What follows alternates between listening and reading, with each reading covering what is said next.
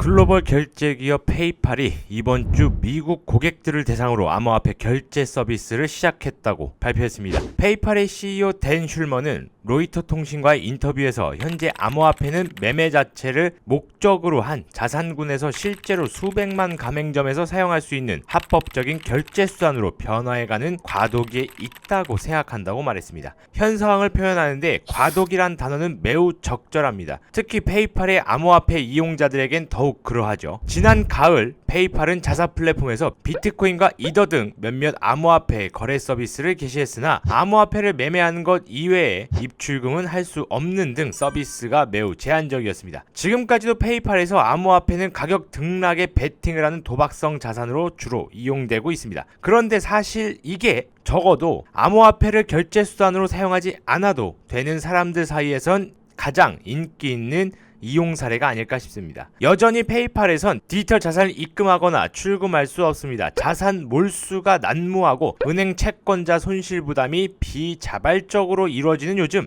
돈에 대한 자기 통제권을 보장해주는 암호화폐 기술의 장점을 10분 살리지 못하는 서비스라 안타깝긴 하나 그나마 물건 구입 후 결제 수단으로서 사용할 수는 있게 됐습니다. 얼마나 많은 사람들이 이 기능을 사용하게 될까요? 페이팔의 발표 직후 트위터에선 이례적으로 큰 환영의 말들이 쏟아졌지만 암호화폐가 결제 수단으로 자리 잡는 데 오랜 기간 어려움을 겪어온 과거 전력을 살펴봤을 때 일면 의구심이 드는 것도 사실입니다. 지난 2013년 결제 서비스가 비트코인의 주 이용 사례가 될 수 있을 거라 믿었던 사람으로서 내놓은 추측입니다. 2013년 당시에도 약간의 의구심은 있었습니다. 비트코인 결제의 경우 거래 승인을 받는데 20분가량의 대기 시간이 발생하기 때문에 일반 소비자들이 가게에서 물건을 사고 결제 수단으로 비트코인을 사용하기엔 불편함이 따랐습니다. 상인이 거래 승인을 받기 전 손님이 가게를 떠나게 될 경우 구매액에 따라 상인 입장에선 위험을 감수해야 되는 것이죠. 하지만 어떻게 보면 신용카드 결제 역시 이러한 위험이 있습니다.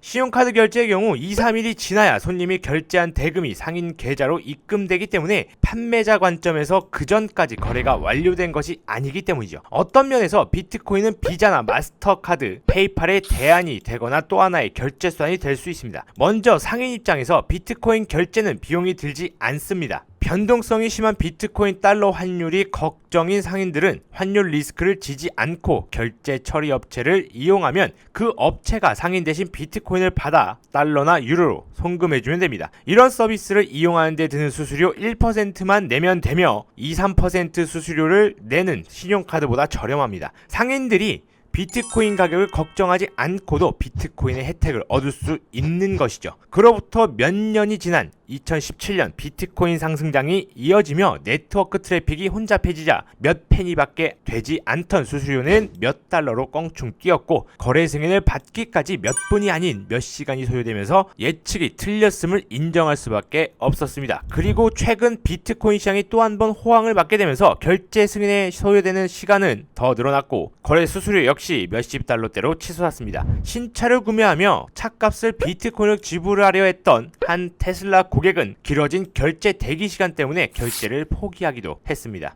더 뛰어난 처리량과 낮은 거래 수수료를 내세우는 다른 블록체인들도 물론 있지만 비트코인만한 보안성과 네트워크 효과, 인지도를 가진 곳은 아직 없습니다. 그나마 가장 비슷한 수준의 경쟁사가 이더리움인데 이더리움도 네트워크 확장성 문제를 안고 있죠. 무엇보다 암호화폐는 가격 변동성이 문제이며 미국 정부에서는 디지털 화폐를 자산으로 분류하기 때문에 도지코인으로 개사료 한 캔을 사더라도 신고와 납세의 대상이 됩니다. 이 모든 문제들이 사람들이 일상적인 상거래로 암호화폐를 사용하는 데 있어 단기적으로 좋은 영향을 미치지는 않을 것입니다. 화폐의 가치가 분마다 바뀌고 20달러 결제를 하는데 1시간을 기다려야 할 뿐만 아니라 세금까지 내야 한다면 월마트에서 아기 기저귀를 살 때 왜 암호화폐로 결제를 하겠습니까? 그냥 신용카드로 결제하고 그 시간에 딴 볼일을 보면 될 것입니다. 여기서 또 한 번 먼 지방에서 살고 있는 미국인 같은 발언을 하자면 아직 결제 시스템이 제대로 갖춰지지 않은 국가들에서 암호화폐 교환 수단으로 인기를 얻고 있다는 증거들이 있습니다. 또한 디지털 화폐 소액 송금 시 온체인 거래만이 유일한 방법은 아니며 비트코인의 라이트닝 네트워크처럼 제2레이어 시스템이 거래를 이전처럼 저렴한 가격에 빠르게 처리할 수 있게 해주고 있습니다. 암호화폐 업계의 전도 유망한 기업가 중 한 명이자 비트코인 스타트업의 설립자 잭 말러는 비자와 손을 잡고 라이팅 시스템을 활용해 비트코인과 달러를 상호 교환해 거래할 수 있는 프로젝트를 진행하고 있습니다. 비트코인을 장기 보유한다는 건 존경받을 만한 투자 전략이지만 비트코인 창시자 사토시 나카모토가 말한 전자화폐로서 성공을 해야 오늘날 새롭게 제한되는 가치인 디지털 금이 될 수 있다는 주장도 있습니다. 페이팔은 다행히 이를 위한 준비를 하고 있습니다. 페이팔은 고객들이 암호화폐 결제 기능을 사용할 때 평소처럼 높은 수수료를 부과하지 않을 예정입니다. 고객들은 온체인 수수료나 거래 승인 시간을 걱정하지 않아도 되며 대신 페이팔과 그 파트너사 팍소스가 꾸준 일들을 도맡아 처리합니다. 그리고 미국 고객들을 위해 암호화폐 매매 기록을 문서화해 미국 국세청에 거래를 신고하는 1099 양식을 제공함으로써 납세 절차상의 부담을 줄여줄 계획입니다. 소비자들이 커피 한 잔을 사면서도 세금을 내야 하고 내일 더 비싸게 거래될지 모르는 코인을 오늘 쓰고 싶어 하지 않는 마음을 이겨내야 하는 상황에서 이 모든 게 충분한 보상이 될까요? 전 세계 가맹점 수만 2,900만인 페이팔에게도 이는 어려운 목표가 될 것입니다. 하지만 예측이 또 한번 빗나가길 간절히 바라고 있습니다.